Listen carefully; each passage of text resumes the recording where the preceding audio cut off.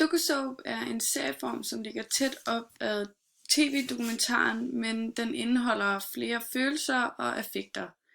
Der er typisk tale om hverdagsskildringer med en gruppe autentiske personer, som går igen i hvert af de her afsnit, og de forholder sig stort set i samme lokalitet. Det kan ofte være et tema, som binder de her forskellige personer sammen, f.eks. i De unge mødre, hvor det er mødre, som i en ung alder har fået et barn. Og der vil ofte være en voice-over og en observerende dokumentarstil, som signerer live etik, på trods af, at det sådan er gennemredigeret det hele. Public service er en service, som er i folkets tjeneste. Det er typisk en tv- eller en radiostation, som tager emner op omkring samfundets og kulturens problematikker, så borgerne kan blive informeret om, hvad der sådan sker i samfundet. De gamle tv-dokumentarister har en bekymring for, at den unge generation ikke lærer om de store problematikker rundt i verden rent politisk, fordi DocuSoap bygger på mennesker og deres følelser, samt det gode over for det onde. Dermed bliver de unge ikke sådan folkeopdraget på samme måde, som de ældre gjorde gennem dokumentaren. Og Kåre Sand, han forsvarer de her unge mødre ved at sige, at de problematikker, som pigerne i serien snakker om, er der mange unge piger i landet, som der kan identificere sig med. Der er mange af de nære ting, som bliver talt om, som man ikke skal undervurdere, og der er ikke rigtig nogen andre platforme, hvor de her piger de kan stå frem og tale om det. Han siger, at det er public service modsat reality, som han mener er sådan mere ekstremt og mere opsat. Det her citat omkring de unge mødre er reality soap, eller som andre kalder det DocuSoap, som jeg lige har snakket om. Den er derfor meget følelsesladet, og den går primært i dybden med de her pigers hverdagsproblemer. Og den er primært skabt for at give oplevelser, informere, underholde, og har ikke sådan store politiske eller samfundsmæssige problematikker i sig.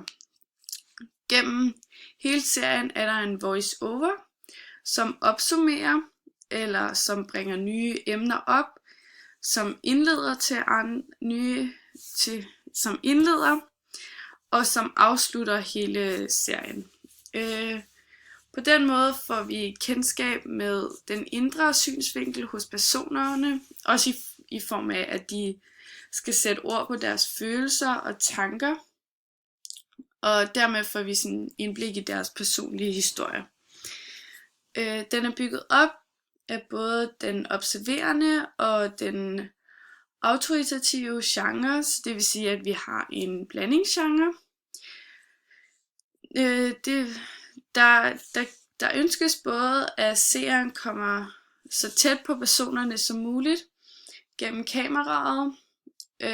Samtidig er det tydeligt, at man er på måde skal være fluen på væggen.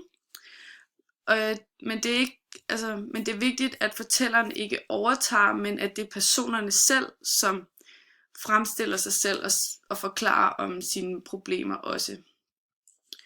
Målet med dokumentaren er, at vi skal se en realistisk skildring mellem det hverdagsliv, som de her piger de oplever, og at det ikke er sådan det, man ser selv i offentligheden. Det vil sige, at de har sådan personlige kriser, og de har andre leveformer, og de sådan er unikke individer i form af, at de her unge mødre. De fleste filmiske virkemidler, som er brugt i hele serien, det er med til at påvirke seriens vurdering af de forskellige aspekter, som der optræder i hver af de her sager. Der er brugt mange nærbilleder for at sætte fokus på, hvordan de her mødre de fremstiller sig selv og deres påklædning. For eksempel her, hvor man ser Melissa. Hun bruger meget make-up og fremstiller sig selv på den måde. Altså hun vil gerne udstråle, at hun bruger meget make-up, og hun har brug for at tage den her facade på. Derudover så viser det også vil de også vise hendes ansigtsudtryk, når hun forklarer om det her problem. F.eks. med, at hun ikke må tage på arbejde, eller hun ikke kan arbejde, fordi hun har ondt. Og dermed vil de sætte fokus på, hvordan har hun det selv med det. Der er brugt supertotal af miljøerne, for sådan at vise, hvordan de her piger, de bor. Og så er der brugt nærbilleder af børnene.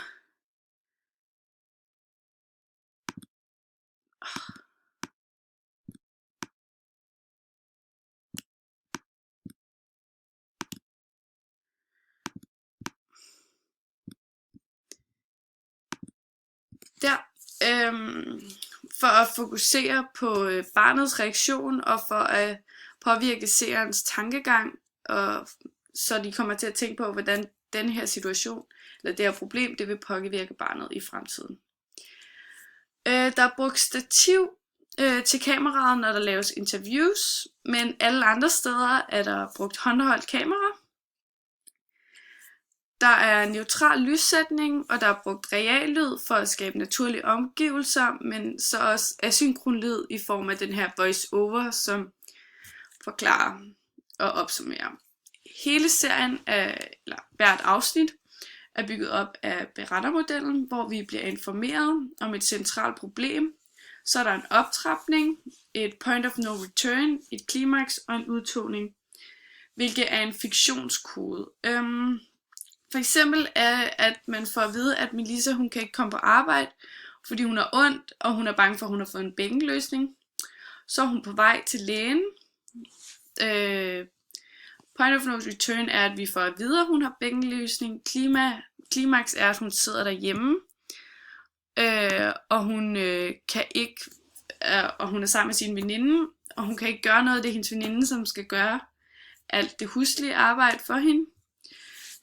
Og til sidst så sidder de i sofaen, og det er så udtoningen. Der er brugt faktakoder.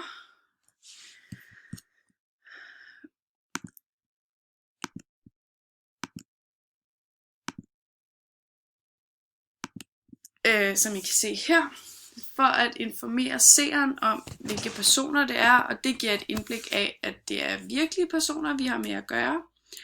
Og det er også for at give selve dokumentaren den her troværdighed.